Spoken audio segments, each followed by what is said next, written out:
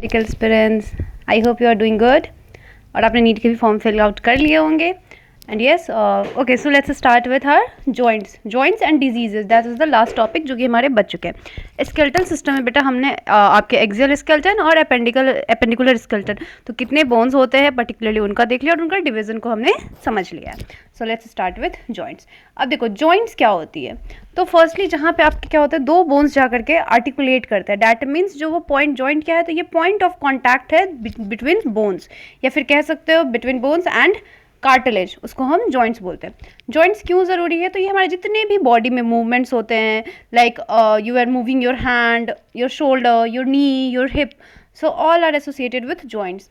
और इसमें हमारी बोनी पार्ट्स की इन्वॉल्वमेंट होती है। जो लोकोमोटरी मूवमेंट्स होते हैं इनमें भी एक्सेप्शन नहीं होते।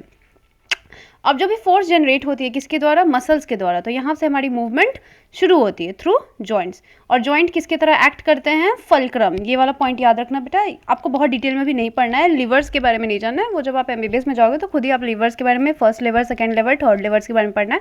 बट यहाँ तक फल्क्रम क्या होती है, तो जो आपके जॉइंट होते हैं ना, जैसे कि मान लो elbow joint will act as a fulcrum, hip joint will act as a fulcrum, shoulder joint, wrist joint, ये सारी क्या है, आपकी fulcrum है। और जो मूवेबिलिटी होती है, मतलब आपकी जॉइंट कितनी मूव करेगी, ये क्या करती है, वेरी करती है आपके डिफरेंट फैक्टर्स पे। तो जॉइंट को क्लासीफाई किया गया हुआ है 3 मेजर स्ट्रक्चरल फॉर्म्स। एक फाइब्रस जॉइंट होते हैं, other one is cartilaginous joint, and the last one is synovial joint. मतलब 3 तरह के जॉइंट्स होते हैं। कौन कौन से होते हैं, फाइब्रस होते हैं, कार्टिलेजिनस होते हैं एंड साइनोवियल होते हैं। अब देखो फाइब्रस जॉइंट में क्या होता है। फाइब्रस जॉइंट जो होते हैं ये मूवमेंट को अलाउ नहीं करते हैं। और ये जो जॉइंट होते हैं हमारे किसके द्वारा हम इसको दिखा सकते हैं, तो जो भी हमारे फ्लैट बोन्स होते हैं जो एंड टू एंड पूरे तरीके से क्या होते हैं, फ्यूज होते हैं। फ्लैट बोन्स का क्या मतलब है, जो चिपता हुआ, जैसे कि आपके ब्रेन के बोन्स, ये वाले बोन, ये क्या है, फ्लैट है, इसमें कोई उभार नहीं है, कोई रिजिड प्रेजेंट नहीं है, तो डैट आर फ्लैट बोन्स। और ये फाइब्रस जॉइंट की हेल्प से जुड़ते हैं। और डेंस फाइब्रस कनेक्टिव टिश्यू इसे जोड़ने का काम करती है। और किस फॉर्म में, in the form of sutures. और ये क्या बनाते हैं, क्रेनियम को बनाते हैं। फिर अगर बात करूँ बेटा कार्टिलेजिनस जॉइंट्स, तो इसमें जो हमारे बोन्स इन्वॉल्व होते हैं वो कैसे जुड़ते हैं, तो कार्टिलेज की हेल्प से जुड़ते हैं। और जो इसमें जो जॉइंट होते हैं हमारे दो एडजेसेंट वर्टेब्रास के बीच में, वर्टेब्रल कॉलम में, तो इसी टाइप के पैटर्न को शो करते हैं। और कुछ लिमिटेड मूवमेंट्स हो पाती है हमारी कार्टिलेजिनस जॉइंट्स में।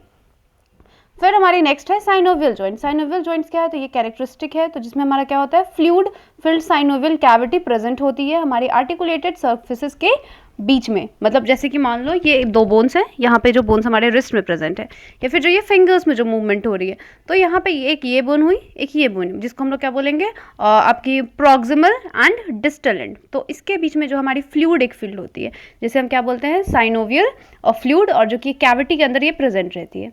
और ऐसे अरेंजमेंट्स जो होते हैं ना बोन के, इसमें बहुत सारे आपके मूवमेंट्स पैटर्न देखने को मिलते हैं। और ये जॉइंट्स आपको हेल्प करते हैं लोकोमोशन में, और भी कुछ अदर मूवमेंट्स जैसे कि बॉल एंड सॉकेट जॉइंट में, आपके ह्यूमेरस और पेक्टोरल गर्डल्स में, हिंज जॉइंट में, जैसे नी जॉइंट में आपको मूवमेंट देखने को मिलता है। मतलब ये सारे जॉइंट्स का नाम है। बॉल एंड सॉकेट क्यों बोला गया है शोल्डर जॉइंट को, क्योंकि इसमें आपकी क्या होती है, पूरी सर्कमडक्शन मूवमेंट होती है। मतलब आप इसमें रेंज ऑफ मोशन काफ़ी अच्छा होता है। साथ ही साथ आपके हिप जॉइंट भी किसका एग्जाम्पल है, बॉल एंड सॉकेट का एग्जाम्पल है। और हिंज जॉइंट आपके कौन से है, तो नी जॉइंट है, क्योंकि इसमें सिर्फ क्या होता है आपकी फ्लेक्शन एक्सटेंशन, ये तो आप नहीं समझोगे, नी को आप आगे पीछे और दाएं बाएं कर सकते हो, इसलिए ठीक है। पाइवट जॉइंट, जिसमें आप क्या, एटलस और एक्सेस, जो आपके C1 C2 इस तरीके से जो आप क्या करते हो, बेंडिंग्स करते हो नेक के, वो होते हैं। ग्लाइडिंग जॉइंट में आपकी आती है, कार्पल्स के बीच में होती है। सैडल जॉइंट किसके बीच में होती है, तो carpal and metacarpal of the thumb के बीच में होते हैं। तो ये आपके एग्जांपल्स है जॉइंट के। बॉल एंड सॉकेट जॉइंट कहाँ होती है, हिंज जॉइंट कहाँ पे होती है, प्रेजेंट पाइवट जॉइंट कहाँ पे होती है, ग्लाइडिंग जॉइंट कहाँ पे होती है, सैडल जॉइंट कहाँ पे होती है। ये आपको थोड़ा सा जॉइंट्स के नेम याद हो, क्योंकि अभी आपको थोड़ा याद करना पड़ेगा, बिकॉज आप अभी उस लेवल पे नहीं हो कि आप ये सारे जॉइंट्स को प्रैक्टिकली बहुत ज़्यादा समझ पाओ, ठीक है। अब आते हैं आपके disorders muscular and skeletal system में। अब जो डिसऑर्डर्स है आपके, सबसे पहला है माइस्थीनिया ग्रेविस। माइस्थीनिया ग्रेविस में क्या होती है, तो ये एक ऑटो इम्यून डिसऑर्डर है जो कि आपके न्यूरोमस्कुलर जंक्शन को क्या कर देता है, फटिगनेस मतलब थका देती है। जैसे कि मान लो ये आपके कहीं भी स्केलेटल मसल के किसी भी पार्ट में देखने को मिल सकता है। वहाँ पे बेसिकली क्या हो रही है, तो आपकी फटिगनेस हो रही है मसल्स की, मसल्स थक जाती है। तो ये न्यूरोमस्कुलर जंक्शन जिसकी वजह से क्या हो रही है, फटीग हो जा रही है, वीकनिंग हो जाती है, फिर पैरालिसिस हो जाती है आपके स्केलेटल मसल्स को, उसे हम क्या बोलते हैं, माइस्थीनिया ग्रेविस। फिर आपके मस्कुलर डिस्ट्रॉफी, मस्कुलर डिस्ट्रॉफी क्या होता है, तो ये प्रोग्रेसिव डीजनरेशन हो जाती है आपके स्केलेटल मसल की, मोस्टली क्यों, तो ड्यू टू जेनेटिक डिसऑर्डर्स। तो ये आपके मस्कुलर डिस्ट्रॉफी का एग्जांपल है। मस्कुलर डिस्ट्रॉफी और माइस्थीनिया ग्रेविस में कंफ्यूज नहीं होना। माइस्थीनिया ग्रेविस में क्या होती है, तो आपकी वीकनिंग हो जाती है ड्यू टू न्यूरोमस्कुलर जंक्शन को क्या करती है, अफेक्ट करती है, इसकी वजह से। मस्कुलर डिस्ट्रॉफी में क्या होती है, तो आपकी डीजनरेशन हो जाती है स्केलेटल मसल की, मोस्टली आप किसी भी जेनेटिक डिसऑर्डर्स की वजह से। फिर टेटनी क्या होती है, तो इसमें रैपिड स्पाज्म मतलब वाइल्ड कॉन्ट्रैक्शंस होते हैं मसल में कैल्शियम की कमी की वजह से हमारे बॉडी फ्लूइड में, तो उसको हम लोग क्या बोलते हैं, टेटनिस। और ये हमारे एक बैक्टीरिया की वजह से होती है, that is called clostridium tetani, जो कि टेटनस को करती है। अर्थराइटिस में क्या होता है, तो आपके जॉइंट्स के इन्फ्लेमेशन हो जाते हैं। ऑस्टियोपोरोसिस क्या होती है, तो ये एक एज रिलेटेड डिसऑर्डर है जिसमें आपकी बोन मास क्या हो जाती है, घट जाती है, और फ्रैक्चर के चांसेस काफ़ी ज़्यादा बढ़ जाते हैं।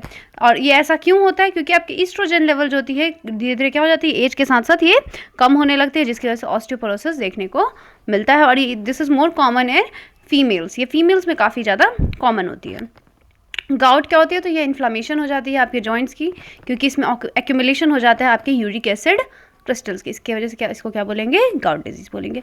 तो ये सारे आपके बेटा डिसऑर्डर्स हुए मस्कुलर एंड स्केलेटल सिस्टम के। आई नो ये पार्ट बहुत ज़्यादा छोटा हो गया ना, क्योंकि सिर्फ जॉइंट्स और डिसऑर्डर्स के बारे में पढ़ना था। तो एक काम करते हैं, ये वाली, हाँ, नेक्स्ट लेक्चर में हम लोग इसके बारे में स्टार्ट करते हैं आपके और नर्वस सिस्टम। आई होप, मुझे लगता है कि ये 8 days we can cover our syllabus ना, 11th भी कंप्लीट हो जाएगी, ठीक है।